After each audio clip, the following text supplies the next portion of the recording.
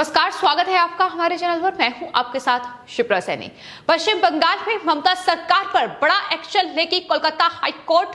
क्योंकि कोलकाता हाईकोर्ट के आदेश के बाद भी ममता सरकार ने एसआईटी का गठन नहीं किया है और इस पर अब कोलकाता हाईकोर्ट ने सख्त टिप्पणी करते हुए ये कहा है कि इस पूरे मामले पर उनकी नजरें गड़ी हुई हैं और आने वाले वक्त में सख्त एक्शन लिया जाएगा।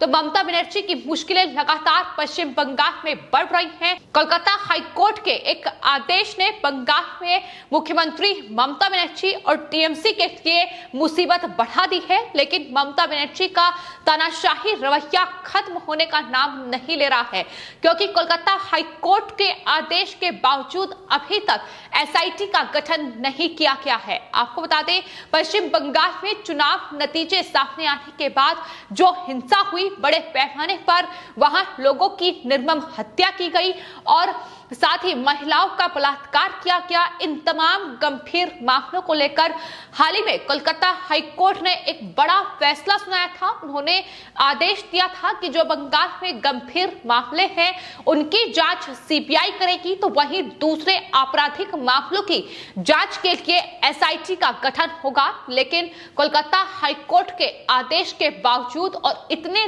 दिन बीत जाने के बावजूद भी अभी तक बंगाल सरकार की ओर से एसआईटी का गठन नहीं किया गया है। जहां एक तरफ कोलकाता हाईकोर्ट के आदेश के तुरंत बाद सीबीआई एक्शन में है और लगातार बंगाल में हिंसा प्रभावित इलाकों का दौरा कर रही है।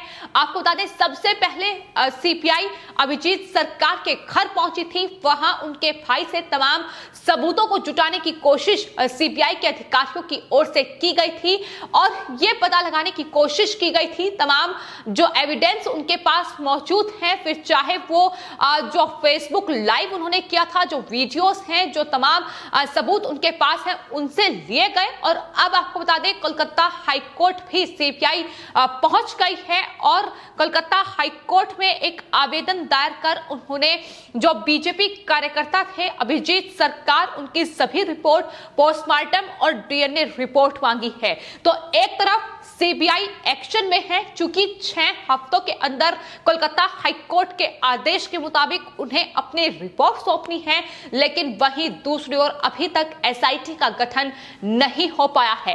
यानी किस तरीके से ममता बनर्जी अभी भी पूरी तरीके से बचने की कोशिश जो है वो कर रही है। बंगाल हिंसा के जो मामले हैं उससे साफ तौर पर इनकार ममता बनर्जी करती नजर आई है, लेकिन अब चूंकि बंगाल में तमाम हिंसा के मामलों की जांच सीबीआई कर रही है, तो ऐसे में मुश्किलें ममता बनर्जी के लिए बढ़ रही हैं, मुख्यमंत्री के तौर पर भी। और जाहिर तौर पर सरकार को कैसे बचाएंगी, ये बड़ा सवाल कहीं ना कहीं उनके पास फिलहाल है, जिसका जवाब उनके पास नहीं है। क्योंकि बंगाल में बड़े पैमाने पर हिंसा हुई और किस तरीके से टीएमसी के गुंडों ने ये आतंक चुनाव नतीजों के बाद बंगाल में मचाया है, इसकी बात की चुनाव नतीजों के दौरान देखने को मिली। लेकिन अब कोलकाता हाईकोर्ट ने सख्त एक्शन लिया है और आपको बता दें, आज कोलकाता हाईकोर्ट में बंगाल हिंसा के मामले में ये मुद्दा कोर्ट में उठा कि दरअसल हाईकोर्ट के आदेश के बाद सीबीआई बंगाल में हिंसा की जांच कर रही है और राज्य के अलग अलग इलाकों का दौरा कर रही है, लेकिन वहीं आदेश के बावजूद एसआईटी का गठन अभी तक ममता सरकार ने नहीं किया है, जिस पर acting chief justice Rajesh Bindal ने ये कहा है कि इस पूरे मामले पर कोर्ट की नजरें हैं और सख्त एक्शन होगा। तो ये लगातार बंगाल में देखने को मिला है कि किस तरीके से वहां हिंसा के इन मामलों को दबाने और कुचलने की पुरजोर कोशिश ममता सरकार की ओर से की गई, ताकि सवाल ममता बनर्जी पर ना उठे। लेकिन बंगाल में चूंकि ये बड़े पैमाने पर हिंसा हुई है, महिलाओं का बलात्कार हुआ है, दलितों पर अत्याचार हुआ है और किस तरीके से वहां बीजेपी कार्यकर्ताओं को प्रताड़ित किया गया है, उनकी निर्मम हत्या की गई है, ये लगातार मामले बंगाल में देखने को मिले हैं और यही वजह है कि अब यह सख्त एक्शन कोलकाता हाईकोर्ट ने लिया है। लेकिन अगर आने वाले वक्त में कोलकाता हाईकोर्ट के आदेश का पालन ममता बनर्जी ने नहीं किया तो मुश्किलें उनकी और ज्यादा बढ़ेंगी।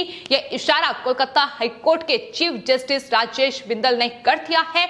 आपको बता दें, फिलहाल जो सीबीआई जांच कर रही है उसमें 31 एफआईआर बंगाल में दर्ज हो चुकी हैं। गंभीर मामले हैं, ये हत्या के मामले हैं, बलात्कार के मामले हैं जिनकी जांच सीबीआई कर रही है और उसमें 31 मामले सीबीआई दर्ज कर चुकी है।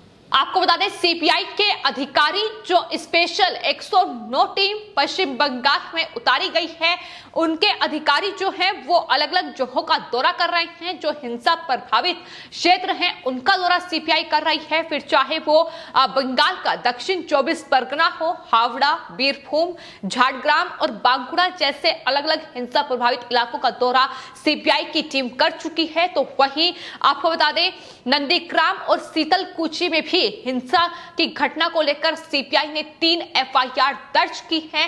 तो तमाम हिंसा प्रभावित इलाकों का दौरा सीबीआई के अधिकारी कर रहे हैं और मृतकों के परिजनों से मुलाकात कर रहे हैं और जिन्होंने हिंसा का आरोप लगाया है उनसे लगातार कहीं ना कहीं पूछताछ सीबीआई के अधिकारियों के द्वारा की जा रही है। तो ये बंगाल में जिस तस्वीर को छिपाने की तमाम कोशिशें ममता बनर्जी की ओर से की गई, अब उसका बड़ा खुलासा हो रहा है और यही वजह है कि एसआईटी का गठन करने से भी ममता बनर्जी डरी हुई है।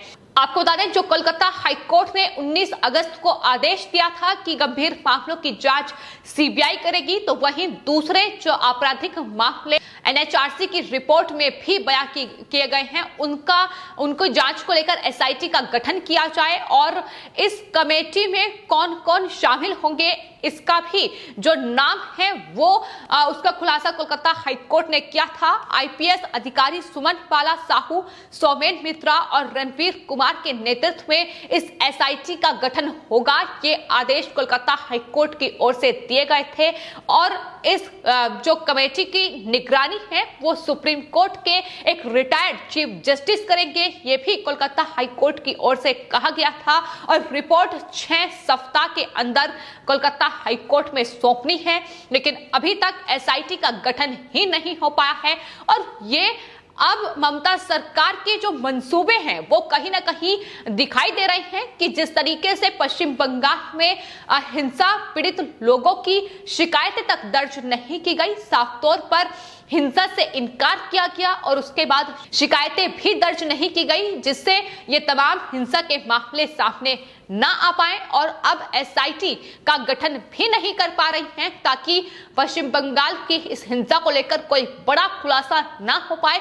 तो ये तमाम कोशिशें हैं जो ममता सरकार लगातार कर रही है। तो मुख्यमंत्री की कुर्सी को बचाना भी एक बड़ा संकट ममता बनर्जी के सामने है। अगले 2 महीने में उन्हें चुनाव लड़कर जीतना जरूरी होगा अगर मुख्यमंत्री के पद पर बने रहना है। तो ये तमाम बौखलाहट ही है ममता बनर्जी की, जो इस तरीके से अब कानून की धज्जियां भी उड़ाई जा रही हैं। पहले ही बंगाल में किस तरीके से कानून की धज्जियां उड़ाई गई हैं, ये तस्वीरें साफ तौर पर दिखाई दी हैं। लोकतंत्र शर्मसार बंगाल में हुआ है और यही वजह है कि अब कोलकाता हाईकोर्ट ये एक्शन ले रही है। लेकिन न्यायपालिका के इस आदेश का भी उल्लंघन लगातार ममता बनर्जी की ओर से किया गया है। जब जब ममता बनर्जी को जांच के आदेश दिए गए कि बंगाल में जो हुआ है उसकी जांच की जाए, रिपोर्ट कोलकाता हाईकोर्ट में सौंपी जाए, उससे भी साफ तौर पर इनकार ममता बनर्जी ने किया और कोलकाता हाईकोर्ट ने जो भी आदेश अब तक दिए हैं उसका खुलेआम उल्लंघन जो है वो ममता बनर्जी ने किया है। फिर चाहे वो पश्चिम बंगाल में हिंसा की जांच की बात हो या फिर जिस तरीके से तमाम आयोग ने बंगाल में जांच की है और कोलकाता हाईकोर्ट की ओर से अपने आदेश में ये साफ तौर पर उन्होंने कहा है कि किसी के भी कार्य में बाधा डालने की कोशिश ना की जाए। लेकिन ममता बनर्जी सरकार और उनके गुंडों ने तमाम तरीके से तमाम आयोग की जांच में बाधा डालने की कोशिश की है और यहां तक कि एनएचआरसी के सदस्यों पर तो हमला भी बंगाल में किया गया। तो ये बंगाल में गुंडागर्दी, अराजकता और आतंक है जो फिलहाल ममता सरकार के राज में चल रहा है, लेकिन इसे खत्म करना जरूरी है और यही वजह है कि बंगाल हिंसा को लेकर अब बंगाल पुलिस से कोई उम्मीद नहीं है। एसआईटी जांच की मांग लगातार बंगाल में की गई थी। कोलकाता हाईकोर्ट में तमाम याचिकाएं दायर की गई थी। यहां तक कि सुप्रीम कोर्ट में भी याचिका दायर कर बंगाल हिंसा के पीड़ितों ने यह मांग की थी कि सीबीआई और एसआईटी का गठन हो, वही बंगाल हिंसा की जांच करे। जिसके बाद कोलकाता हाईकोर्ट ने तमाम याचिकाओं पर सुनवाई करते हुए ये आदेश सुनाया। एनएचआरसी की रिपोर्ट पर भी मोहर लगाई, जिसमें यह साफ तौर पर कहा गया था कि बंगाल में हालात बेहद तनावपूर्ण और चिंताजनक बने हुए हैं। अगर जल्द से जल्द बंगाल को लेकर कोई एक्शन नहीं लिया जाता है तो बंगाल में हालात बेहद बिगड़ सकते हैं। जिसके बाद अब सीबीआई इस पूरे मामले को लेकर तमाम जो गंभीर मामले हैं उसको लेकर जांच कर रही है। तमाम बीजेपी कार्यकर्ता जिनकी हत्याएं की गई हैं उनको लेकर भी जांच पड़ताल सीबीआई की लगातार जारी है और फिलहाल 31 एफआईआर दर्ज हो चुकी है, तो वही एसआईटी का गठन अभी तक नहीं हो पाया है और एक बार फिर ममता सरकार सवालों के घेरे में है। फिलहाल आपकी इस पूरे मामले पर क्या राय है, हमें कमेंट बॉक्स में जरूर लिखें और चैनल को सब्सक्राइब करें। धन्यवाद।